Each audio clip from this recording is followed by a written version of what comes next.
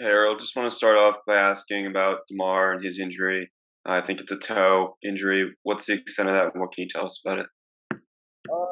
Really can't tell you a lot. He's walking around back there. Our trainer is pretty optimistic that it's nothing major. So I think he stubbed his toe, but that's really all I got. Probably find out more tomorrow morning. Right, Eddie?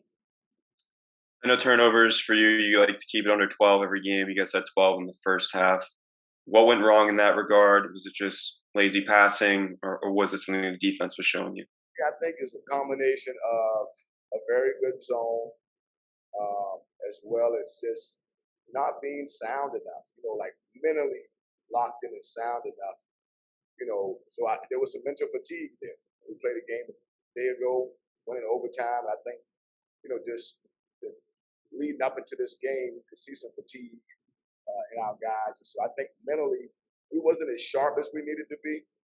We were so much better in the second half, just attacking the zone and moving the ball. We had one turnover in the second half, but we needed to do that, for a longer period of time. And I think we really helped Syracuse.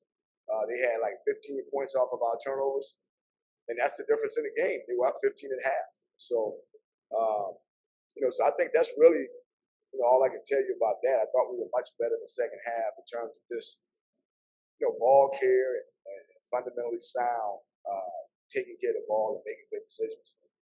Dan Rubin? Coach, you actually beat me to it on the topic of fatigue. I was just curious about how you manage that at this point. I know it's been a long season, plus the quick turnover, mental, physical.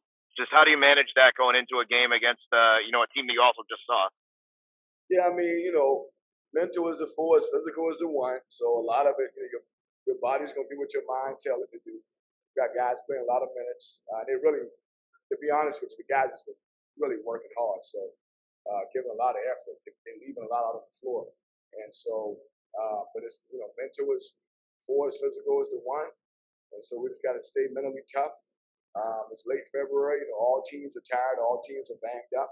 That's part of college basketball. That's what we sign up for. So it's just going to take some intestinal fortitude and some mental toughness, to continue to chop at it and stay the course and not grow weary. And that's just where we are right now. Andy?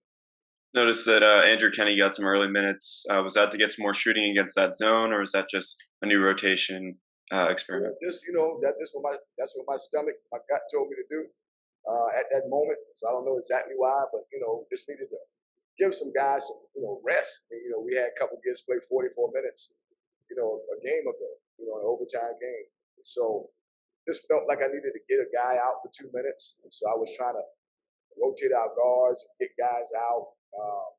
And I think DeMar went down towards the end of the first half, so that might have something to do with it as well. Me getting them back in the game. But yeah, them guys are just really working hard. Syracuse was a good team. They had all week off, and they look a little more fresh than we did. Dan? Coach, is there an element at this point where you're coming down the stretch of wanting to get some of the younger guys some extra minutes just to try and get them acclimated to the college game if they hadn't seen time earlier? I know you said earlier, like by halfway through the season, there's no such thing as a freshman. Yeah, really, I just try to play the guys that deserve the most minutes. So we got about 8 guys that are a little more experienced, talented players that probably got more minutes. Here lately, I played a lot of guys at Notre Dame. Gianni played like 18 minutes. Some of that had to be, because we didn't have Quentin Post and TJ Bickerstaff. So then Kanye played about 15 minutes. I get them young guys in when we can, but our rotation is about 7 or 8. And it just happen to be more older, experienced guys. And so, I don't really intentionally look at trying to get them minutes coming down the stretch. But, they help, like Gianni helped himself tonight. He played good basketball. He had a couple blocks, a couple rebounds, a couple baskets. So, he helped himself tonight. So hopefully he'll be able to continue to build on his performance. Andy? What makes this Syracuse team so hard to guard from beyond the arc? They got some size, some guys who can shoot that are pretty big too. I think the biggest thing is probably the most critical thing with them is they've been together for 3 years.